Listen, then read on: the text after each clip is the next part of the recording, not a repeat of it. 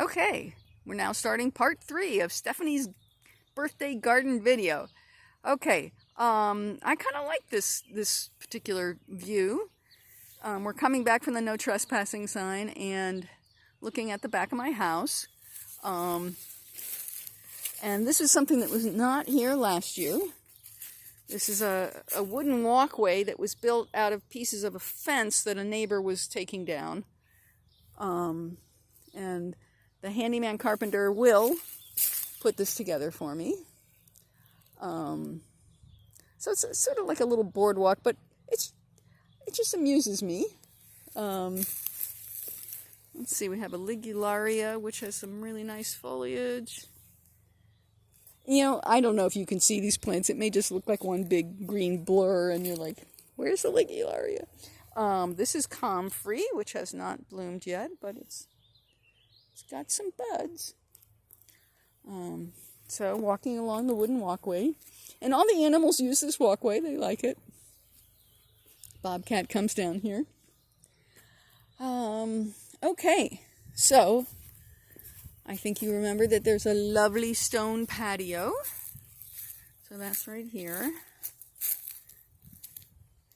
And this is where the pond used to be. No more pond. But I see the stone patio from the kitchen when I'm standing there doing dishes. And so this is an area I worked on yesterday. It was not quite a hellscape. It was more like a hexscape, I guess. But I did manage to pull out a lot of trees that thought they were going to grow here. You are not growing here, trees. Now, you know, that sounds like a Harv. She would say something like that. Anyway, yeah, so there's a little bit of stonework in there that you can't even really see, so I got to brush that off. But at least I pulled out a lot of there was just growth completely. You couldn't even tell that there was stone there. So that is on my list of things to get a little further on. Here we have my Greek oregano plant. Look at that thing. It's huge, and it is so tasty. I love it. We have tarragon, makes me think of Stephanie and her tarragon chicken. Garlic chives, that's another nice perennial herb. We have milkweed, which is just popping up everywhere, even though I don't especially want it on this side. It's just putting itself. And then we have the other side of the hellscape. And I can see, they're called, I looked them up, they're called dewberries. And it's prickery, and it's low to the ground, and it goes fucking everywhere. So, I don't know. Maybe when the flower's on, it'll be easier to see, and I'll try and pull some of it. But not fun. Not fun at all. All right, so we have the snapdragon bed, and it looks like, because of the very mild winter, that 4 of the snapdragons, which are usually annual here, are coming back. Don't know if that means they'll flower or not. And then we have a ton of Johnny jump ups. There was even more. I gave some to my sister, and I pulled a bunch out, and I moved some over to the chive bed. And I should learn that the Johnny jump ups don't want to grow in the chive bed because they never self-sow in the chive bed, and they always self-sow in the snapdragon bed. But today I had the idea that this area, the hexscape, I'm going to try and make it into a little Johnny jump up bed, because some of them have self-sowed over here, so maybe they would be happy. There's some garlic in there, and then there's this orange mint, which has a wonderful smell, but it just goes everywhere. So that needs to be controlled. Anyway, chive border. Chives blooming, looking lovely. Thyme, just going nuts. This is called the thyme zone. And there's also stone under there, which has just completely been covered by thyme. So I've been gradually pulling out some of the thyme. I mean, some thyme is good, but anyway, it was advancing way over behind the chives. And this is a bed that's getting ready to get some annuals, probably the edible marigolds, maybe. Oh, I had a rosemary in here last year. And then we have mustard greens, which self-sow. And they are delicious. I love mustard greens. And then this is lime mint, which I found an area where it can just do what it wants, because it's sort of cut off on 4 sides. Then we have tons of self-sowing Nigella Love in a Mist, which maybe is where Nigella seeds come from. And then this over here is going to be the veggie garden. Haven't gotten my tomato plants yet, but they will go in here, along with pickling cukes.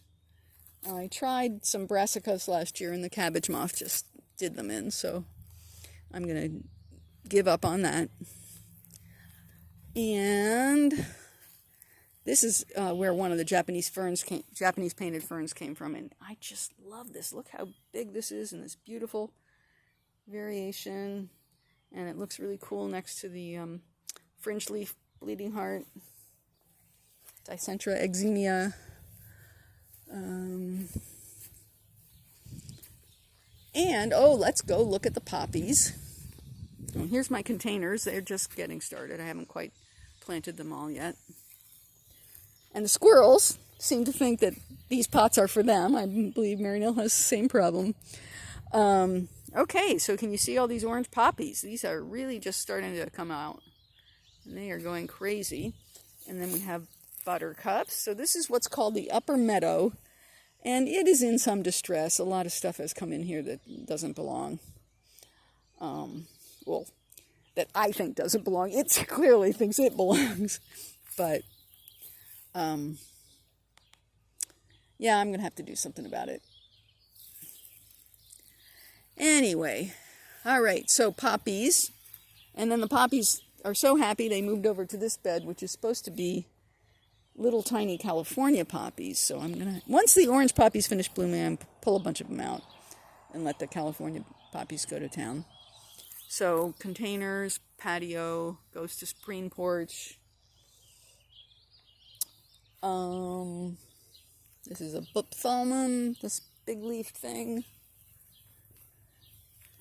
And then we have and then we have giant ostrich ferns. They are really going to town. They're cool. And a little path here with some hosta. They will have a white flower fairly soon. And more of that maroon leaf that I love on the Heuchera, which is also known as coral bells. And this is the bad guy celandine, so that's got to go. And I transplanted a trillium, which actually lived. So you can see trillium. It's got 3 leaves. Next year I hope it will flower. It's a beautiful maroon flower. And now we are at my prize sycamore. This is the best sycamore of all them. I love it. I just love it. And there's a bunch of things under it, and now it looks like jewelweed is shading absolutely everything out. So I'm going to have to come back in there and pull the jewelweed, but that's all right.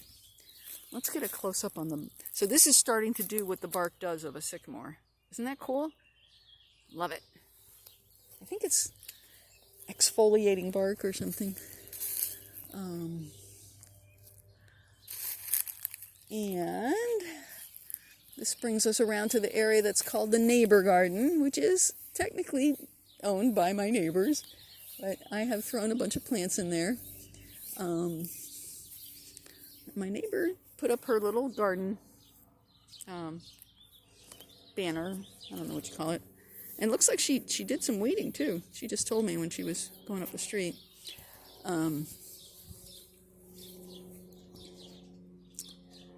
anything of interest in here?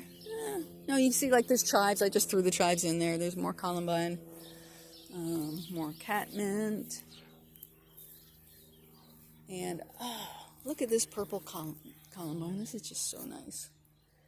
And we've got my rose bush, which is looks like it's going to do pretty well this year. And that brings us really right back around to the pathway that was in video 1.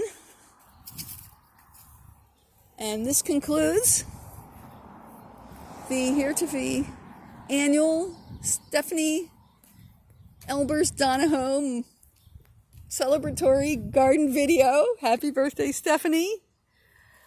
And, okay. Bye.